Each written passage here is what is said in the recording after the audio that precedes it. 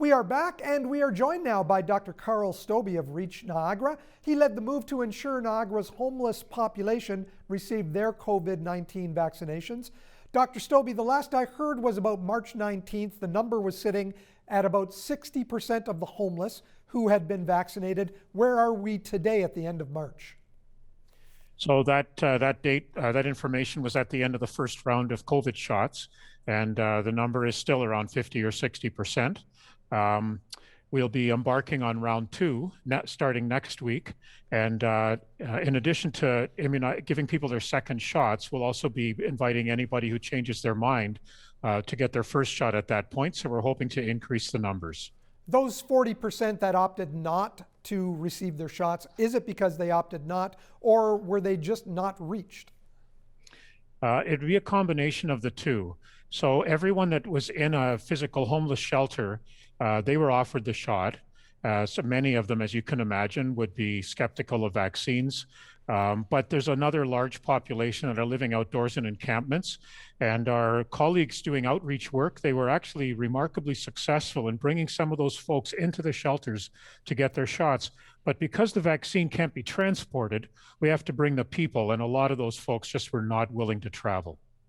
Did you experience any backlash from the general public that, why are we vaccinating the homeless when there's a number of people who are probably deserving of vaccinations? Not at all. So the regional COVID vaccine task force was determining priorities, and our homeless folks were right on the tail of the 80 plus in the community age group, and they were deemed among the highest priority, most at risk in the region, and I think that's appropriate. And of course, as you well know, now as the age groups drop, additional populations are being added to the priority list at this point. Yeah, I don't doubt at all that it's appropriate because of lifestyle and conditions in which they live. It's very appropriate that they needed to be vaccinated. Absolutely. And I think the public must understand that. We certainly have not gotten any backlash. What is the next step now after the second administration of the vaccination? What happens after that? So everybody's going to be offered a second vaccination, and everybody will have a second chance to have their first one.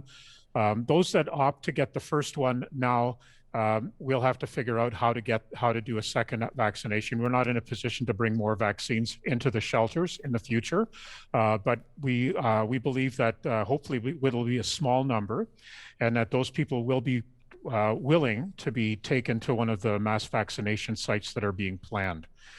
We hope that more transportable vaccines will make their way into Niagara at some point, and at that point, I'd love to be looking at how we might be able to take vaccine to the people that were not able to come in and get them.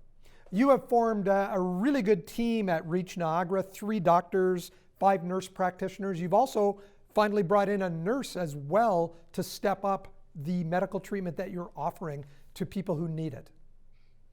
Correct. The nurse has a hospital experience, and what we really need, I think, is that there's a lot of people that are too sick to be in a homeless shelter, but really don't need hospital care.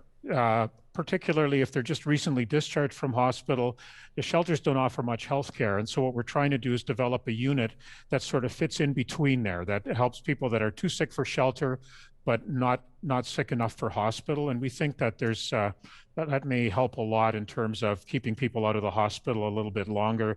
And it's not a pleasant place for a lot of homeless folks. So we think this will be a better place for them to recuperate. Dr. Stobbe, so far Niagara has been able to avoid the COVID outbreaks that areas like Ottawa and Toronto have experienced. We've had 4 outbreaks since the entire ordeal started. That Ottawa and Toronto have not really the hundreds suffered. of people. Yeah, I would estimate that the total number of homeless folks that I'm aware of that have received a COVID positive test result is 10 or less. And we were extremely fortunate. I think Homelessness Services really organized things very well. People are screened for COVID twice a day in shelters. They're transported to a COVID isolation site and swabbed and kept there until results come back before they're reintegrated into shelters.